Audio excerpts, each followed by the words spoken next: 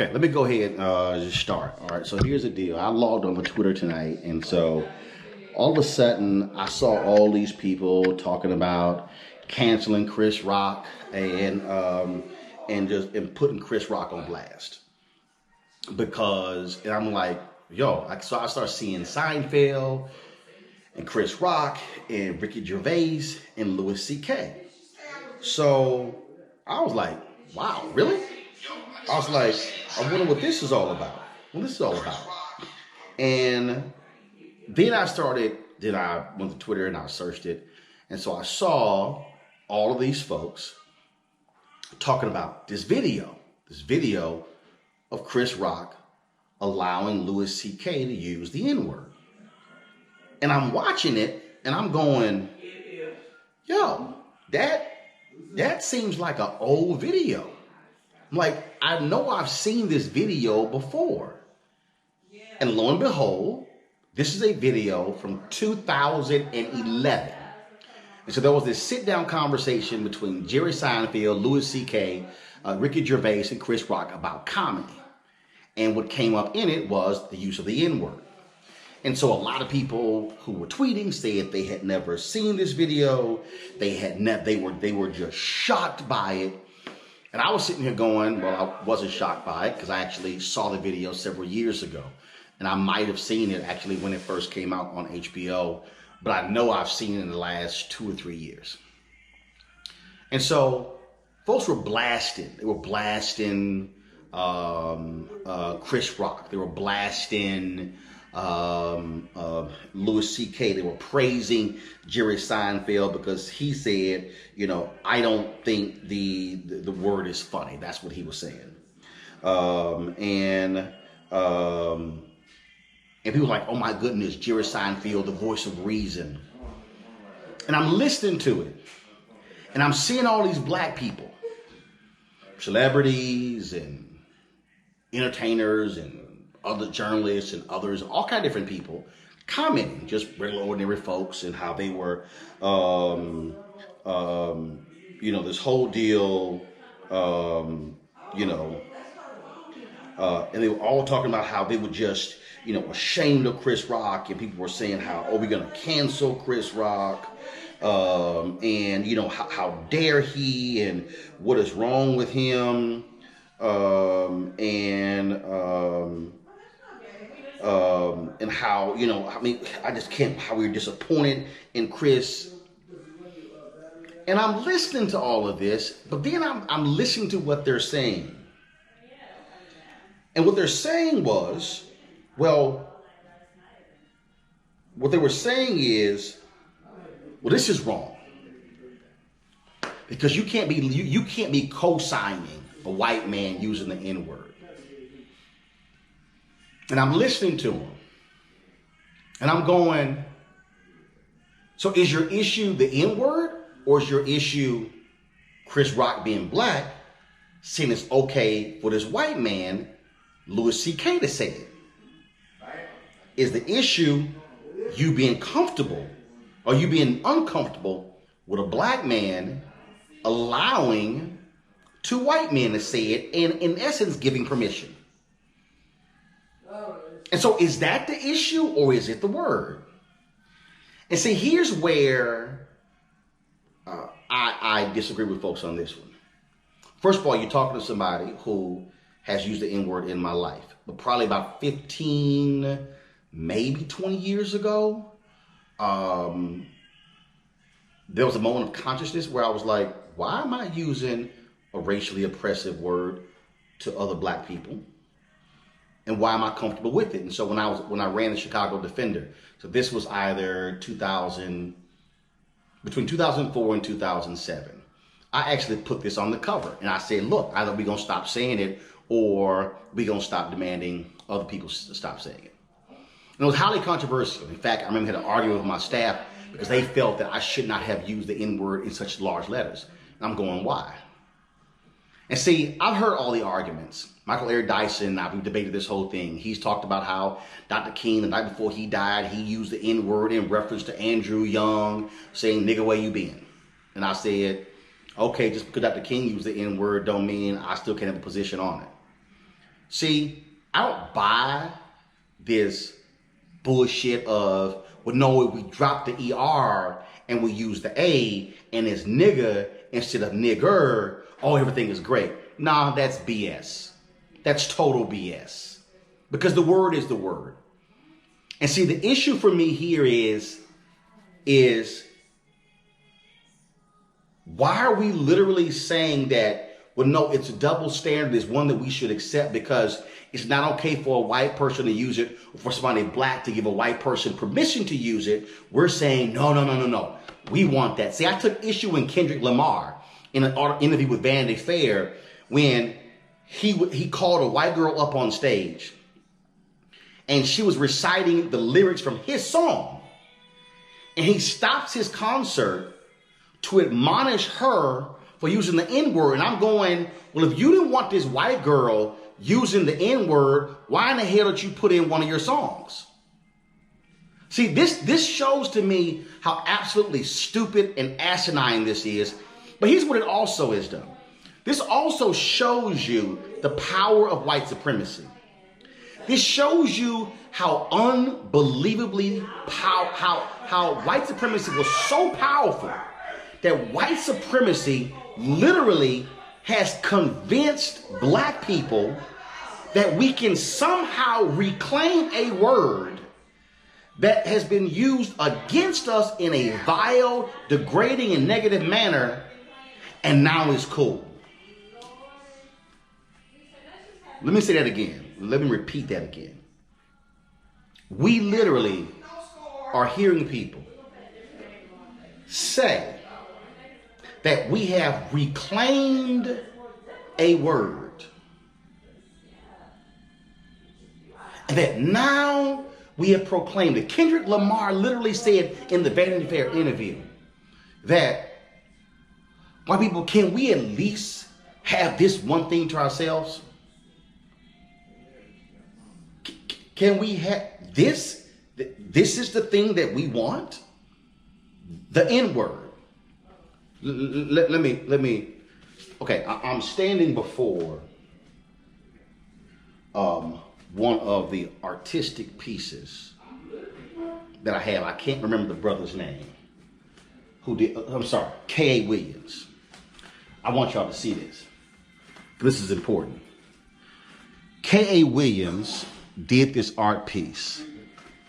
And this art piece is a young black woman who is, you can't see this, but she is looking out at the slave ships carting away the cargo. You see over here, to be sold, a cargo of 94 prime healthy Negroes consisting of 39 men, 15 boys, 24 women, and 16 girls. Okay, that's this piece. Over here is the same piece. A different bill here, but this is really depicting that sister over here as an older black woman still waiting.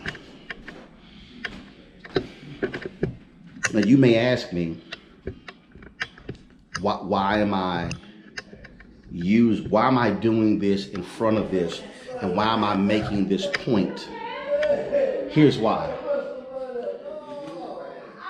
You reclaim something. See, y'all gonna make me preach this thing. You reclaim something that once was of value. Let me say that again. Let me say that again. When you reclaim something, what that means is it was once of value. In fact, let me read you the definition of reclaim. Retrieve or recover something previously lost, given, or paid, and obtain the return of. A verb, the second verb. Bring wasteland or land formerly underwater under cultivation.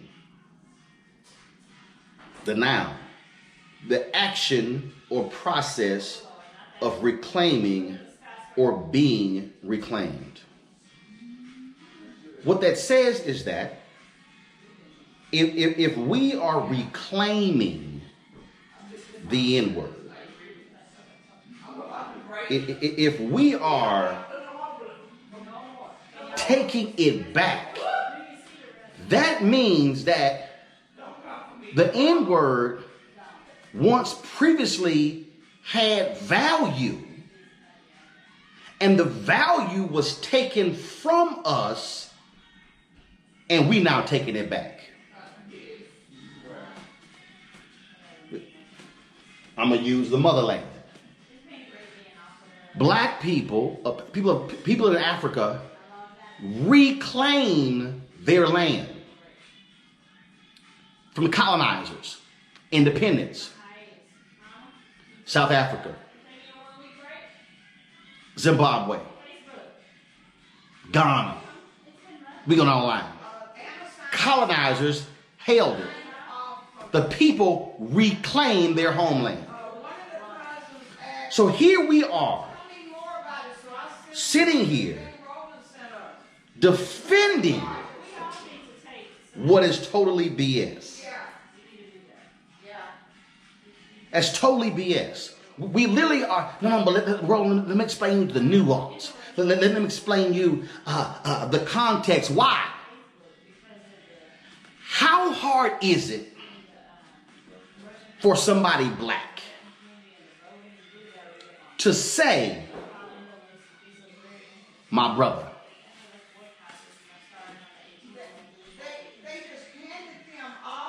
How hard is it for somebody black to say, my sister? So hold on. So I got my nigga, which is socially more acceptable than my brother, than my sister. Of the two groupings, which one is more affirming? My nigga, or my brother, my sister?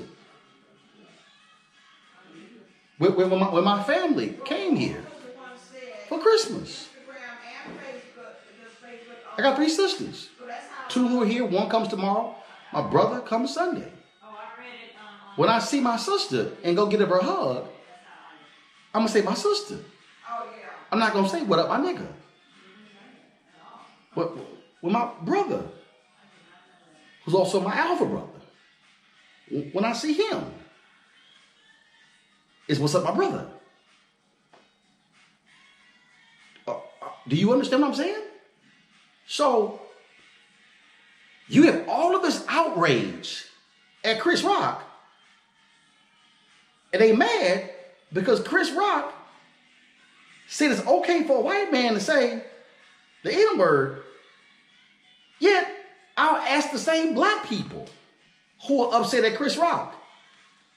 Did y'all laugh at his comedy skit when he said there were black people and black people can't stand niggas?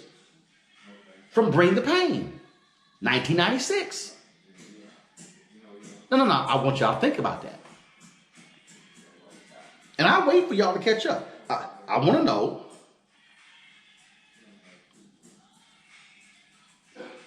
did you have that? See, I want to know.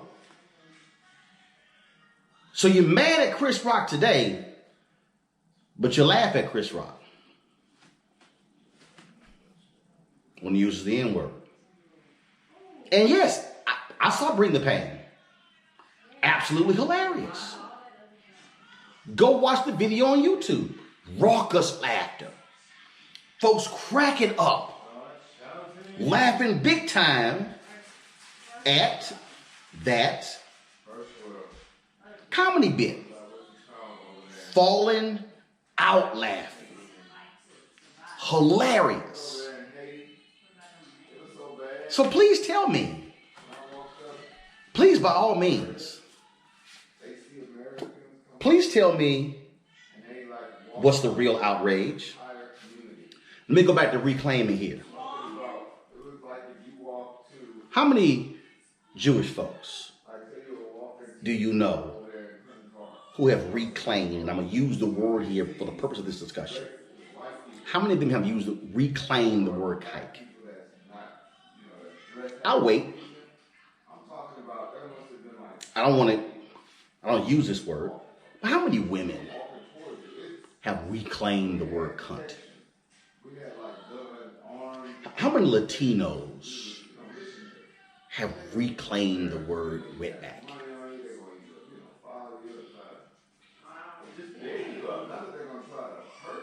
I want you to take your time and think about that. See, if you are upset that, like Jerry Seinfeld said, I don't find it funny. Jerry Seinfeld wasn't saying that he didn't find it funny of a white man using it. Jerry Seinfeld said he didn't find it funny, period. But people are angry. Black people are really upset at Chris Rock because he gave Louis C.K. permission to use the N-word.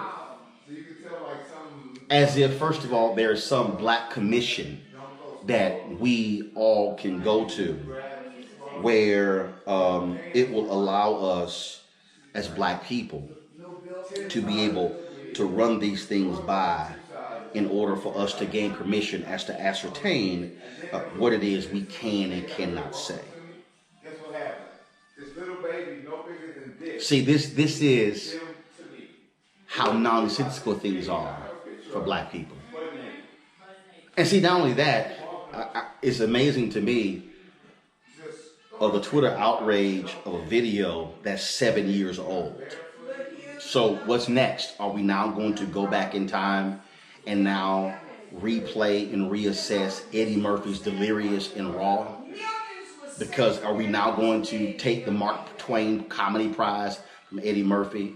Is he now going to have to go on an apology tour because of the things that he said that could be deemed as racist, sexist, homophobic, anti-black, hyper-masculine?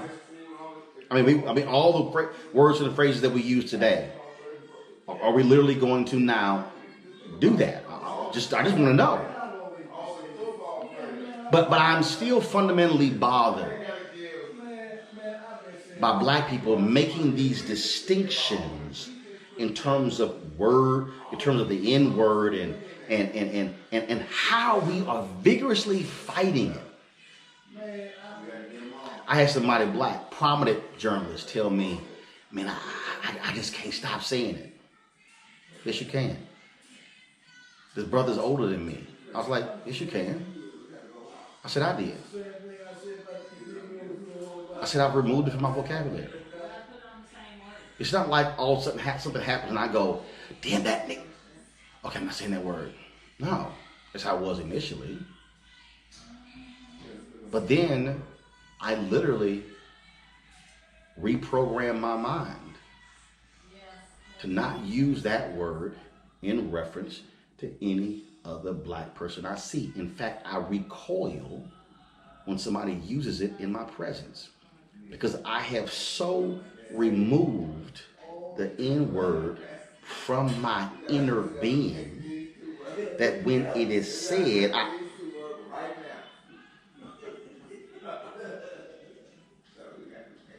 Donnell Jones, the song. Ooh, say what, say what, say what. Bad Jam. First line, me and my niggas. I hear that. I wish he changed to me and my homies. I do. I literally, Lil Duval, living my best life. I ain't worrying about you. No, I say, ain't worried about you haters. See, it is so natural for me now that, again, when I hear it, I'm like, whoa. Doesn't mean that I don't hear it in music. Doesn't mean that I don't hear it in movies or in television. Doesn't mean I don't hear it in comedy specials. But because of my level of consciousness and how, for me, it is bad, if you will, I don't like it. And I've told people, don't use that word at me. You use the word at me on social media, I'll block you. I'll straight block you. Twitter, Instagram, Facebook, don't matter. I'll block you. Don't call me that. Yo, Ro, you my nick? No, I'm not. Say my brother. I want us to stop being lazy. I want us to stop allowing white supremacy to still define our thinking. I want us to stop with this silly game where we are accepting of a word that is oppressive, that is despicable, that is shameful, that even when somebody white uses it today, we grow offended. See, that this ain't hard for me. The fact that all of these people are angry that Chris Rock, in a playful, laughing way, gives permission to a white comedian to use the N-word, and yet we are offended if somebody white uses the N-word targeting some other black person, but then we make this distinction when it's us talking to one another. Unacceptable. Completely unacceptable. And so you can disagree with me all you want to, that's fine. But I'm going to tell you this like I see it. And that is, we are accepting to be degraded. We are actually furthering white supremacy. We are allowing white supremacy to still control our minds. What if the most prominent artist today, what if Kendrick Lamar, Travis Scott, Jay-Z, Snoop Dogg, Ludacris, Chris Brown, Trey Songz, Nicki Minaj, Cardi B, what if they stood on the stage and said, no more. No more. We are not going to use it again. we are going to say my brother, my sister. We will say my homie, my boy, my girl, my partner. Tell me what would happen if they do that. Tell me, because I need y'all to understand something. Remember when Michael Jackson used this phrase? Let me pull it up.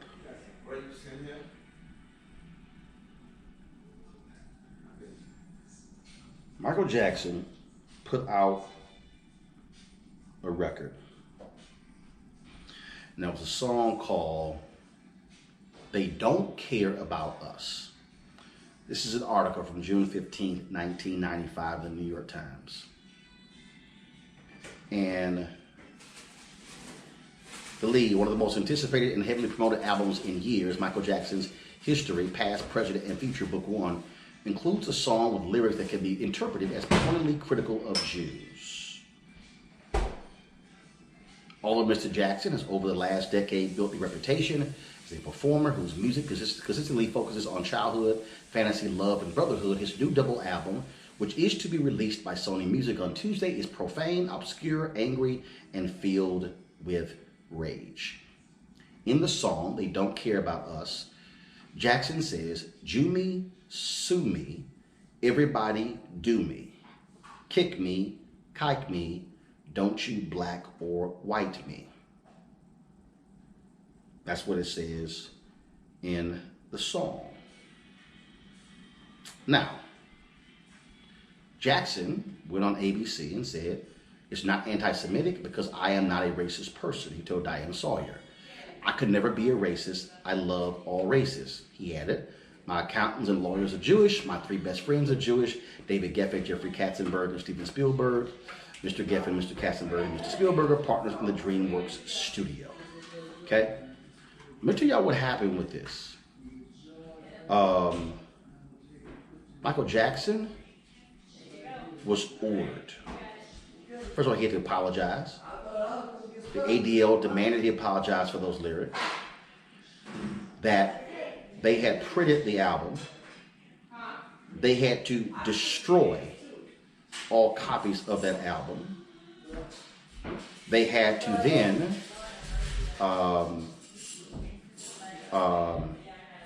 they ought to have, so he did on June, now mind you, I just read for you, June 15th, the article. On June 17th, Jackson issued another public apology for his choice of words. He promised that future copies of the album would include an apology. 2 million copies of the record had already been shipped. And guess what happened? Those were returned and destroyed. Now, this is what Spike Lee said. This is according to Wikipedia. Spike Lee noticed some kind of double standard in the music industry, telling the New York Times, stating, while the New York Times asserted the use of racial slurs and They Don't Care About Us, they were silent on other racial slurs in the album. The notorious B.I.G. says nigga on this time around, another song on the History album, but it did not attract media attention as well many years before, use in lyrics of words nigger by John Lennon. Why am I saying all of this? Because Michael Jackson had to apologize. Michael Jackson had to destroy the album. You go by History today, you're not going to hear those words. You're not going to hear those words at all on that song. Because he was ordered to remove it. Now you tell me, why aren't record executives that vigilant about the N-word? You ever notice that anytime the N-word comes up in music, they always go, First Amendment, artistic freedom, freedom of expression.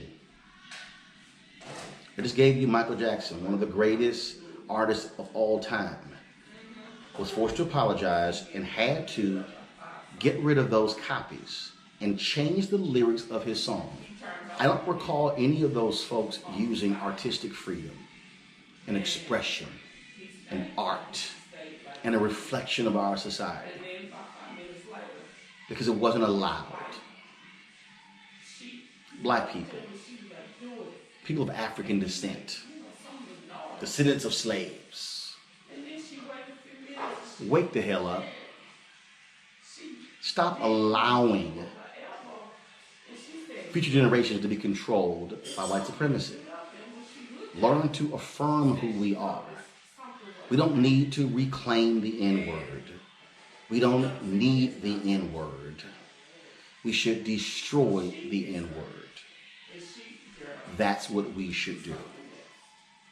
And so I hope all of these people who now are outraged at this 7-year-old video of Louis C.K., Chris Rock, Ricky Gervais, and Jerry Seinfeld, we're going to be as vigilant about not using the N-word and saying, remove it from our society.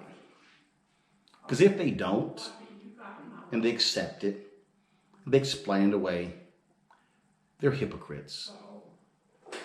Pure and simple. There's no other way to explain it. They simply are hypocrites. Folks, don't forget to support Roland Martin Unfiltered by going to RolandMartinUnfiltered.com. These are the kind of conversations we have on my daily digital show. We will return on January 3rd, and I can't wait for us to have this discussion and others. All right. There's only one daily digital show out here that keeps it black and keep it real as Roland Martin Unfiltered. Because guess what? We come back live January 3rd. The blackest show on all of digital, cable, and broadcast. See that name right there? Roland Martin Unfiltered. Hello. Y'all want some of this? YouTube.com/Roland S. Martin. And don't forget to turn on your notifications. There's only one show out here, folks, in the digital world that's focused on you. Because here's the piece. I ain't afraid of Fox News. Come back live January 3rd. All right, folks, back to our Roland Martin Unfiltered video in just one moment. Now, a word from one of our Roland Martin Unfiltered partners. You've heard me say it before, and I will say it again. Write down this website, marijuanastock.org. That's marijuanastock.org. I'm going to tell you why it matters. Legal marijuana has grown to become a $9 billion industry in roughly 6 years. Forbes magazine predicts the market will continue to grow to nearly $50 billion in the next 10 years. So whether you like it or not, legal marijuana is a growing industry, and it is only going to get bigger. Now, if you're an investor, you get it. You look for business models that are easy to understand in industries that are trending up. Our friends at Transatlantic Real Estate made their business very simple. They buy land that supports legal marijuana operations and lease it to high-paying tenants. So you are investing in the landlord of a licensed marijuana farm. Stop working so hard for your money. Let your money start working for you by investing in the legal cannabis industry. You can invest as little as $300 up to $10,000. But you can't wait. This crowdfunding opportunity is only available for a few more days. They say that you either make things happen, watch things happen, or sit around wondering what happened. Don't be the person watching and wondering. Don't let another investment boom get away from you. It's time to make something happen for you, your finances, and your family. And don't forget my pro tip. To be included, you must complete and confirm your application. And be sure to complete the process. Go to marijuanastock.org. That's marijuanastock.org. Get in the game, folks. Do it now before time runs out. Now back to your Roland Martin Unfiltered video. You want to support Roland Martin Unfiltered? Be sure to join our Bring the Funk fan club. Every dollar that you give to us supports our daily digital show. There's only one daily digital show out here that keeps it black and keep it real as Roland Martin Unfiltered. Support the Roland Martin Unfiltered daily digital show by going to RolandMartinUnfiltered.com. Our goal is to get 20,000 of our fans contributing $50 each for the whole year. You can make this possible. RolandMartinUnfiltered.com.